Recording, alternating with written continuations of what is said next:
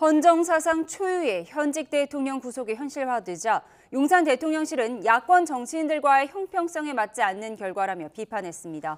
정진석 비서실장은 잠시 뒤 오전 9시에 참모진 회의를 열어서 대책을 논의할 예정인데 SNS를 통해선 계엄 선포 사태가 폭동인지 비상조치인지 결국 국민이 판단할 거라는 입장을 밝혔습니다.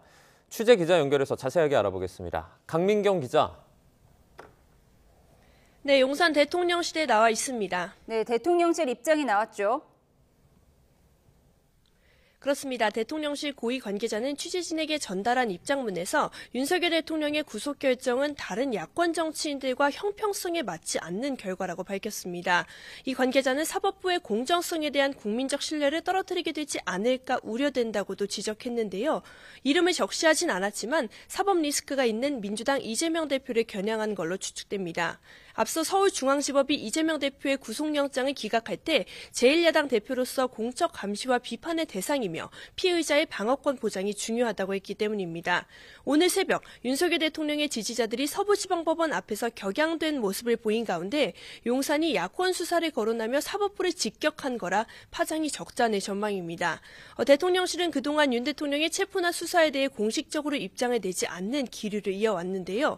현직 대통령 구속이라는 초유의 사태가 현실화하자 이례적으로 고위 관계자 발로 입장을 낸 걸로 분석됩니다. 그만큼 대통령실 역시 이번 사태에 대한 유감과 반발 기류가 흐른다는 해석이 가능한 대목입니다. 정진석 비서실장도 영장 발부 뒤에 SNS에 글을 올려 헌정문란의 폭동인지 헌정문란을 멈춰 세우기 위한 비상조치인지 결국은 국민이 판단하게 될 거라고 강조했습니다.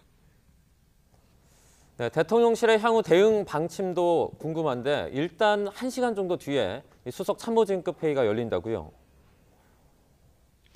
그렇습니다. 대통령실은 오늘 오전 9시 정진석 비서실장 주재로 수석 비서관 회의를 열기로 했습니다. 대통령실 관계자는 YTN과의 통화에서 윤석열 대통령 구속이란 헌정사상 초유의 사태가 펼쳐진 만큼 대책을 논의해야 할 시점이라고 설명했습니다. 이 회의에서는 앞으로 대통령실의 역할을 모색하는 한편 국정혼란을 수습할 방안 등이 논의될 걸로 보입니다. 또 외신들도 이번 구속 결정을 속보로 타전한 만큼 안보 외교 상황에 대해 집중적으로 검토할 가능성이 제기됩니다. 한편 대통령 경호처는 이제 윤석열 대통령에 대한 세부 경호 방안을 본격적으로 검토할 것으로 보이는데요. 경호처는 체포 상태의 때와 마찬가지로 현직 대통령이라는 신분을 강조하며 동일한 경호 조치를 유지할 가능성이 큽니다. 구체적으로는 윤 대통령이 수사기관 조사나 헌법재판소 출석을 위해 외부로 이동할 때 호송 차량 앞뒤로 경호 차량이 동행하는 식이 될 거란 전망이 나옵니다. 경호처는 서울구치소를 경호구역으로 지정하는 방안을 검토 중인 걸로 전해졌습니다. 그러나 이 부분은 경호처와 법무부 교정본부 간의 협의가 선행돼야 되는 부분이라 경호처의 계획이 현실화될지는 지켜봐야 할 걸로 보입니다. 지금까지 용산 대통령실에서 YTN 강민경입니다.